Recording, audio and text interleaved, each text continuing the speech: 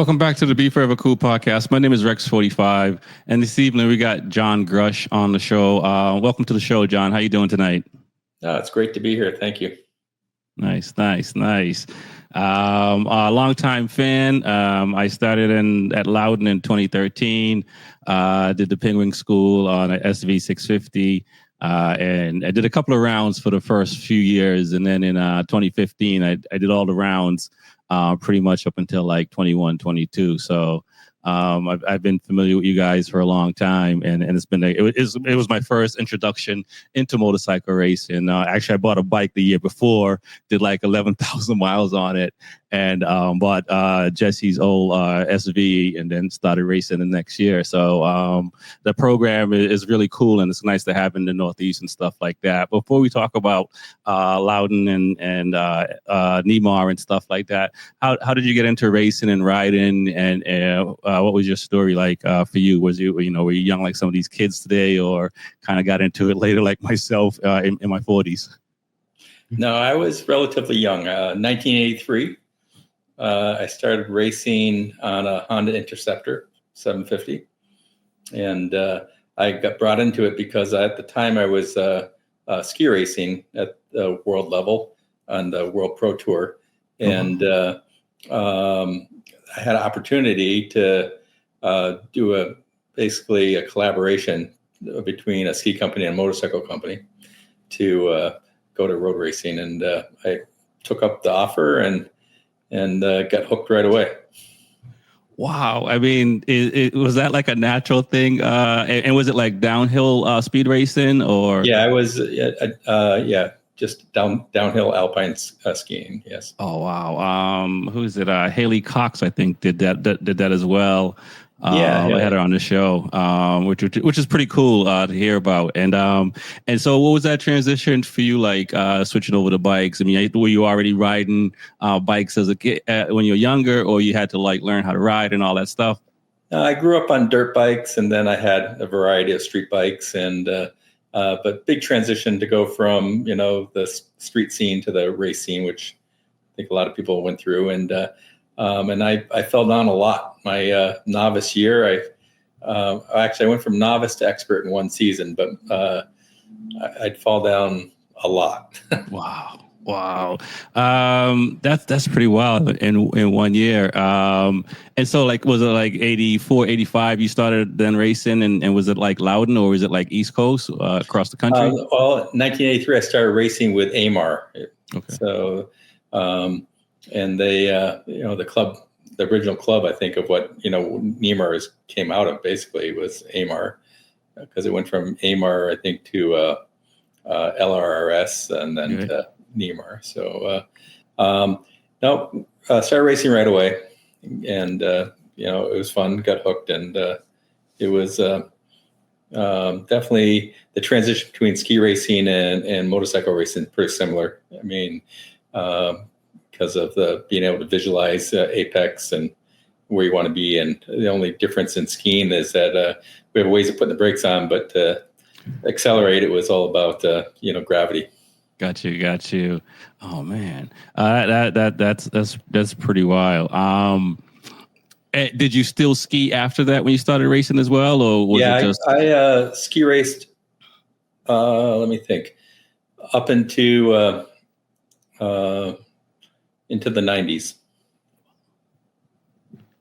Nice. And so when you started at I forget the club, AMR.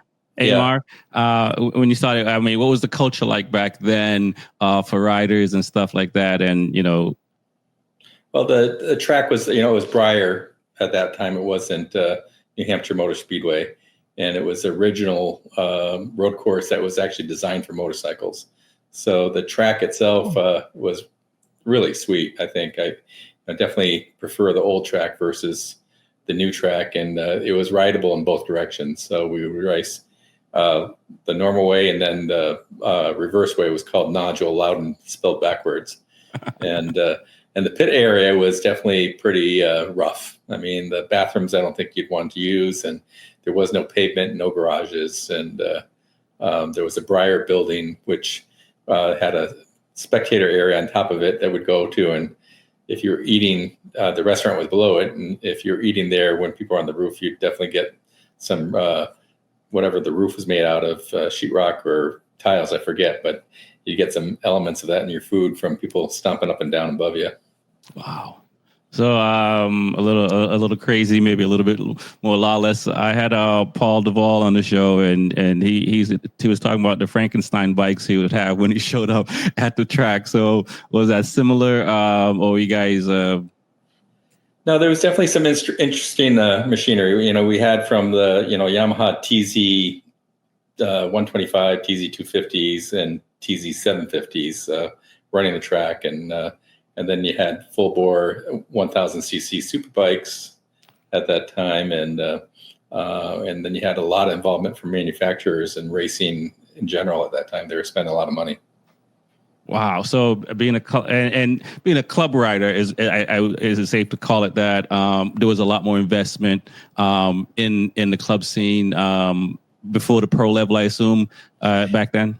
Yeah, I mean, there was a lot more assistance and programs available for people, and I think a brand new 750 back then was probably like $3,000. So it was, it's all relative because the dollars, was worth more back then. But it was definitely interesting. Like when the nationals would come, all the big rigs would come with the teams, and when they left, the factory guys didn't want to take all the parts and pieces they had in the trucks, and they basically would offload them to the privateers or the club racers.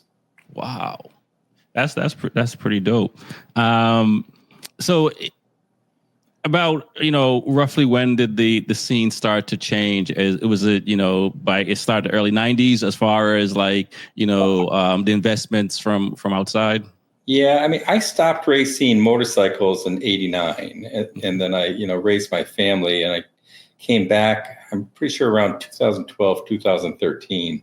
Okay. And when I came back, I drove into the facility and thought I turned the wrong way. It was this super speedway with a tunnel and garages and real bathrooms. And it was like, wow, this is crazy. And originally I came back and I was just going to do track days and have fun. And Miles Fredericks from Street and Competition saw me, and he laughed. He said, yeah, you'll be racing in no time. And then now he gives me a hard time. He goes, yeah, not only did you start racing right away, you now running the whole series. So he says, I one-upped him one, but it was pretty funny. Wow. So I guess when I started, you came back, and as you mentioned, it was night and day coming through the facilities. Were you, shocked that, like you had mentioned, talked about the money earlier as far as outside investment and stuff like that. Was that, on your radar at the time, or you were just enjoying riding? No, I think it was just more of getting used to the whole scene, the new track and the new facility, but the vibe was the same, between the riders themselves. It was still, pretty unique. And I've raced in a lot of different places, and I definitely think that the group of people that are racing at Loudon are pretty unique, pretty special. Everyone's genuine, and most people, will take their shirt off the back to help you, which I think, you see a little of that in other organizations, but I think we're definitely pretty good on that aspect. Yeah, I have to say that's true. Coming in, like I said, growing up in the city, as a kid, I wanted to race cars and raced on the street and did all the foolishness that young kids did. But I never thought about motorcycle racing. I didn't even know that was a thing that, I remember seeing it on TV on Channel 5, and I believe it was Wide World of Sports and stuff like that. So I knew it exists, but to where I could actually go do it, kind of thing. And since, being in the motorcycle community now for over 10 years, I've there's a lot of people that don't know that's a thing, that you can go race and stuff like that. And then when you get there, you see the community, as you mentioned, is so nice, and guys will give you parts to go compete against them and stuff like that. And that was all new for me and stuff like that, and, I always say, if everyone rode a motorcycle, the world would be a wonderful place. Cause it's like, I can, I could be pulled over on my bike and people on the streets and people ask me if I'm okay. If I'm pulled over in my truck, no one stops. You know what I mean? So the motorcycle community is an awesome community, and I'm glad to be a part of it and stuff like that. So you came back racing, feeling it out and stuff like that. When did you decide that you kind of wanted to do some of the back end stuff and help out and give your time back? I don't know if I ever really decided that, because when I came back, Eric Wood, was pretty welcoming to me coming back, because I had done some work with his father and helped them out in the Penguin School, and got pretty involved in the Penguin School, and to where I was doing a lot of behind the scenes things with Eric, and then doing classroom teaching and that type of thing for Eric, and it just evolved where it got to the point, I'm trying to think, I guess it's now 5 years ago, the track pulled Eric and I into an office and said, hey, look, we don't want to run motorcycle racing anymore. We don't want to be the promoters. We just want to rent the track. And if you guys want motorcycle racing to continue, we want you to take over the series and make it your own thing, and just pay us rent. Wow. And so Eric and I walked out of the office and drove back the track, and we looked at each other and go, what did we just do? What did we just accept? And so at first, Eric and I were co-executive directors, and then we brought Noelle Doucette on to be the series director, and she kind of got, she kind of got pulled into it without much choice and things like that. All of a sudden, she went from just helping us out to being a key piece of everything we were doing, and she still looks at me and goes, I don't even understand how this happened, type of thing. Like, I said, well, don't worry. I never understood how I ended up running the series. And, but like Eric and I and Noelle looked at it and said, how tough can it be to run a motorcycle series? And I was just going to ask that. Yeah, we found out that it's much more involved than anyone could imagine. And on top of that, the software program that we were using, the first year we took it over, the guy, the first year, I think he was still there. And then the second year, he said, hey, I'm going to retire, and you have to find a new software program to run your series. Right. And then all of a sudden we found out how complicated it really was, because we went to Motorsport Reg, and they said, yeah, we can make it happen and work on it. But, we run 78 different races on a normal event. Right. And they're all saying, well, nobody runs that many different classes and races in a 2-day weekend. And we're not geared up for dealing with that. And so, we struggled through, I think, 2 seasons of Motorsport Reg. And in Motorsport Reg, there was some really good things about it. And then there's other aspects that just weren't good for us. I mean, they didn't have a gridding tool to make grids, and we were struggling. And so now we've switched over to Valair, and we were a hybrid with them, because they basically, he's into car racing and agreed to take us on as a project. And he's been great. I mean, it's a California-based guy, Wes, and he listened to what we wanted to improve on and things like that. And we've been developing it as we go. And we definitely have had our glitches and problems, but again, the race community worked with us on it, and we're working through it all, and we keep on developing the program. And I think, we finally got it to the point where it's actually pretty good. So right. So was it shocking? Maybe shocking might not be the word. How much racing is dependent on technology as far as IT and stuff like that, just to make things more centralized and easier. Is that and I guess who had the IT background in the three of you guys? I mean, I'm definitely, I'm shocked that I was able to figure out how to get on to talk to you today. So I mean, I'm not a computer guy, and Eric is definitely probably more computer savvy, but like after the second season, Eric and I decided that we really just needed one person to spend all their efforts into the racing series, and the other person needed to spend all their efforts into the Penguin Racing School. And so, we kind of decided to split it up, and he would go back to being the one doing everything for Penguin, and I was going to be the one that was responsible for NEMRR, so NEMRR,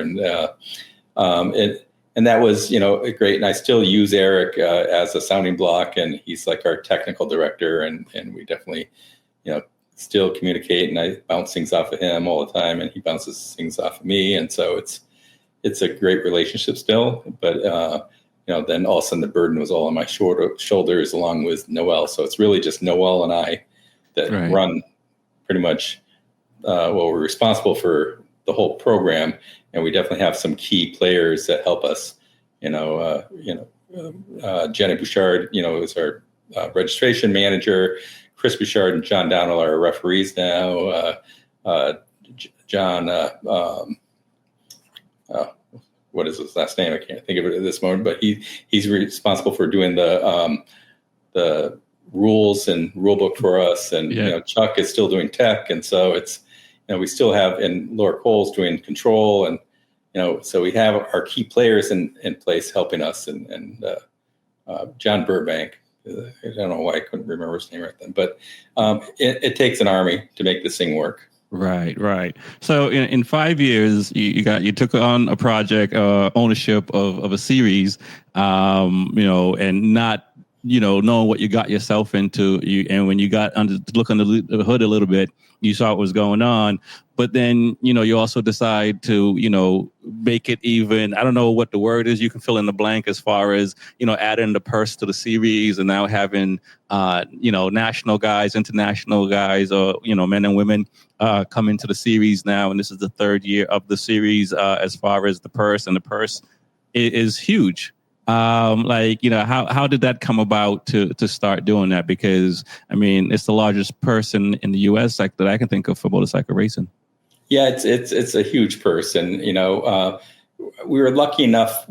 I made an announcement, and that I wanted to make the Loudon Classic big again, and I was hoping to attract national level riders to come and do it, and I was hoping to attract Moto America to come and race with us, and I guess I wanted to prove to them that we could raise the purse and do it. And my goal originally was $100,000 purse, and I ended up getting a phone call from this guy that really loves motorcycle racing. He said, "Look, let's make it the biggest purse paid in the U.S." And I think that was basically, I'm trying to remember, it was 250 or 260,000. Our first big for the 100th Classic, and I said, "Well, is this a 1-year deal only thing?" And he said, "No, I want to see motorcycle racing built back up to the way I remember it in the Northeast, because we used to have a very well attended national every year,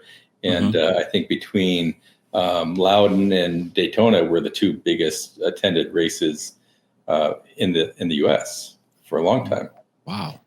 And then that I think the AMA stopped coming to Loudon, I think, in 2002, and then it just continually fell off. And so we're running the 102nd Loudon Classic this year, which is still the oldest run race in the U.S.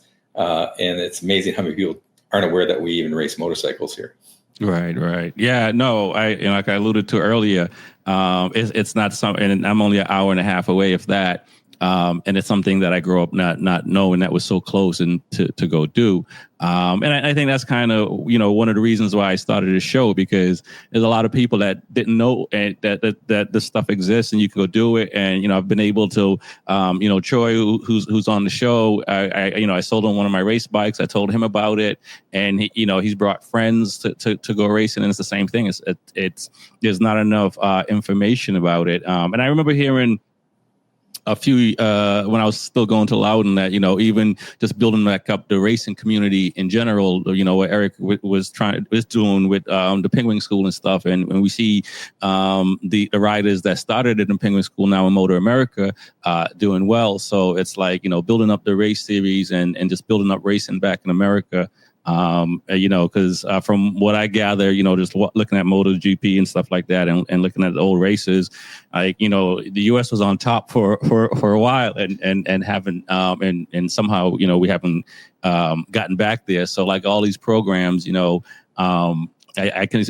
seeing it now. In the next 5-6 years, there may be some guys, more guys in Moto GP, Moto 2, World Superbike and stuff like that. So is that just the idea? You say build up the racing scene in New England, and is that part of it as well, just to make it recognized for what it was like in the 80s and 90s? Well, I mean, when again we took over the series, Eric and I looked at it, and I said, Eric, you realize that the average age of racer that we have come to Loudon is in their 40s, the average. Wow. And I said, in ski racing, we have all these youth development programs, mentor programs. We should start that with a Penguin School. And Eric and I talked about it. At first, he wasn't sure what my concept was. And, we talked through it, and then we developed, the Penguin program for developing young kids into racing, and lowered the barriers an age and what they need to do. And we were lucky. Our first 2 kids in the program were T. Hobbs and Ben Glotty. Yeah. And so, and then we ended up with a whole bunch of more. Brianna came on board. Renee Franco came on board. We just got a whole bunch of really good kids that were great kids, and to watch them develop and move through the ranks and get into the Moto America level has been very rewarding. And now, if you look at it, we probably have, I'm trying to think, 18 people under the age of 21 now, which, was non-existent when we took it over. Yeah. That is pretty dope. So is the goal to kind of keep the purse going long term? Yeah, I mean, the goal really was, in my eyes anyhow, was to get it to where it became established, and that Moto America could come in, and I could just tell them, look, we'll provide the purse. You guys can run that, because, the purse, the big purse, is a blessing and a hardship all in one, because with the bigger purse becomes bigger expectations of how we run it, and are we capable of running, a higher level environment, and be successful at it. And the 100th running, was somewhat of a disaster because of the weather, and then dealing with the big teams and their demands and expectations and personalities. Right. It was very challenging. And so, but we, pulled it off. We ran the race in disastrous conditions. It was downpouring, and we couldn't move the race from Saturday, Sunday that year, because the teams needed to go from Loudon to the Ridge on the West Coast. And so they had to be on the road Sunday. Right. They couldn't be doing a rain delay race. And so, so that made it even more challenging, that we had to get the race off no matter what. And we did. And I think we satisfied most people. And there were some people that, were bummed that we ended it basically on a red flag, which, we just tried to get it to end on a checker, and it just wasn't going to happen. And so, but, we got over that one.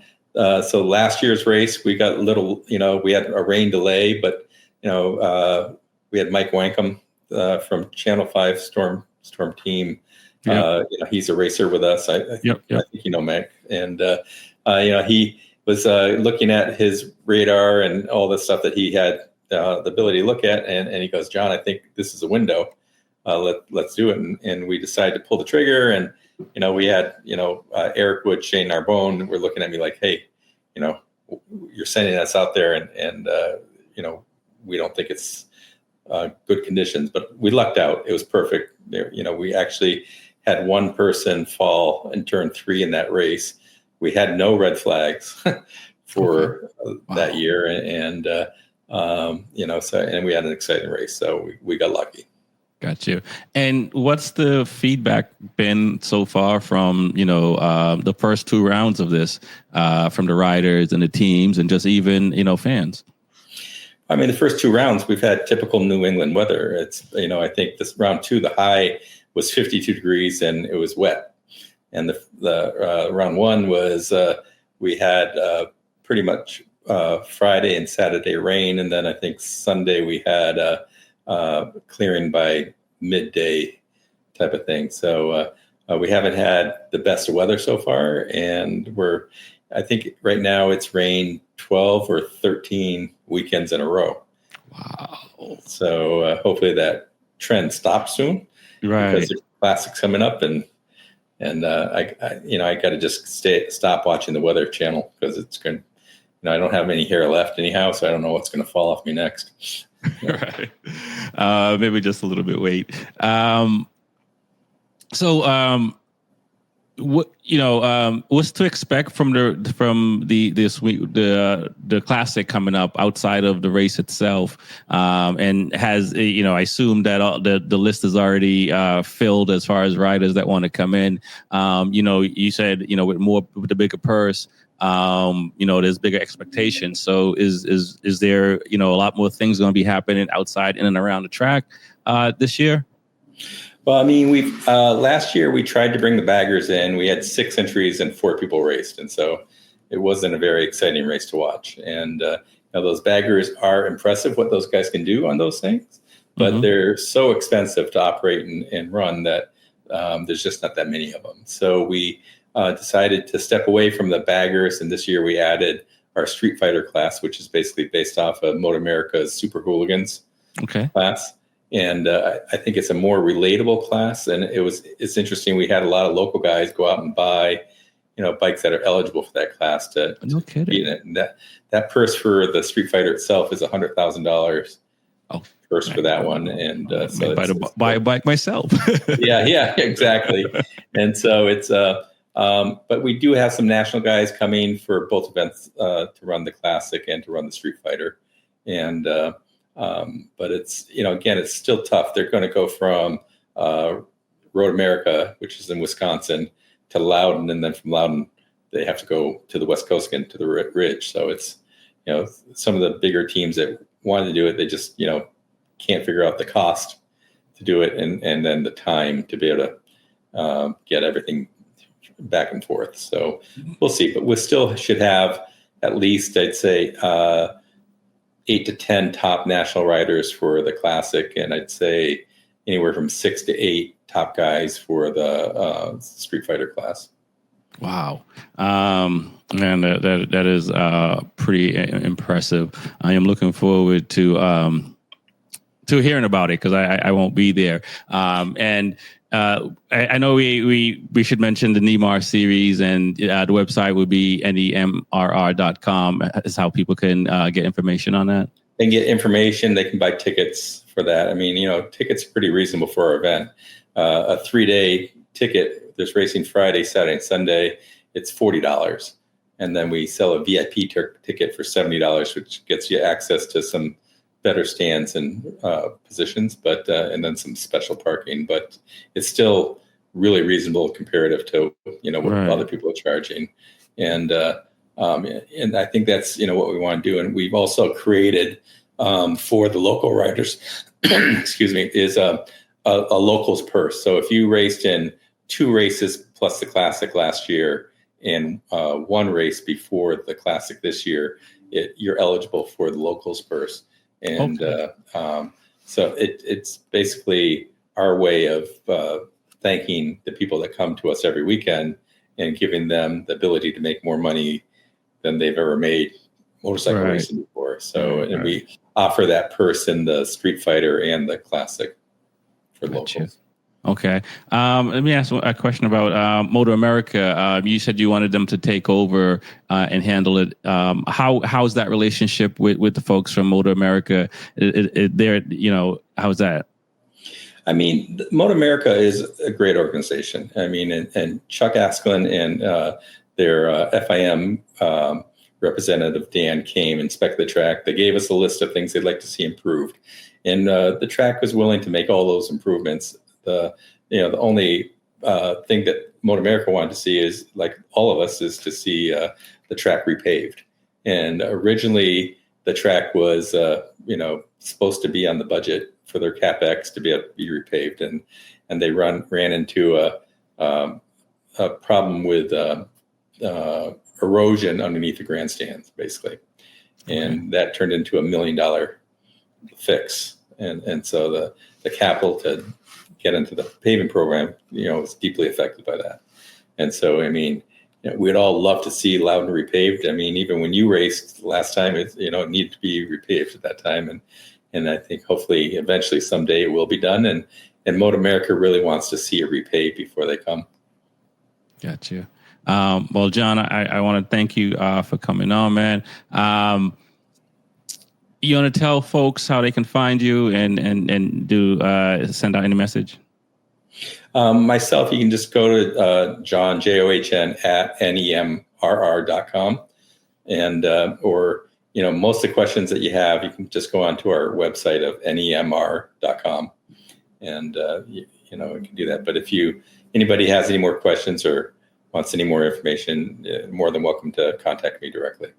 Okay, awesome. And I'll add the description and a link as well to this video as well. Loudon Classic, 102nd running or third? 102nd running, and the big race is on June 14th. Nice. I've been telling people about that, and I wish I'm going to make it, but I do have some friends that's going to get up there. John Grush from NEMRR. Thank you for coming on, man. Yeah, I guess the only other thing I want to mention is that the race itself is supposed to be live streamed by Kaplan, Kaplan America, on YouTube. And so they're planning to do a whole live stream. And so you being away, you should be able to watch it live or watch it later, because it'll be on there. Can you repeat that again one more time? It's Kaplan. So Kaplan America is the YouTube channel. So okay, awesome. I will definitely be watching there. Thanks again for coming on. I really appreciate it. All right. Thanks for your time.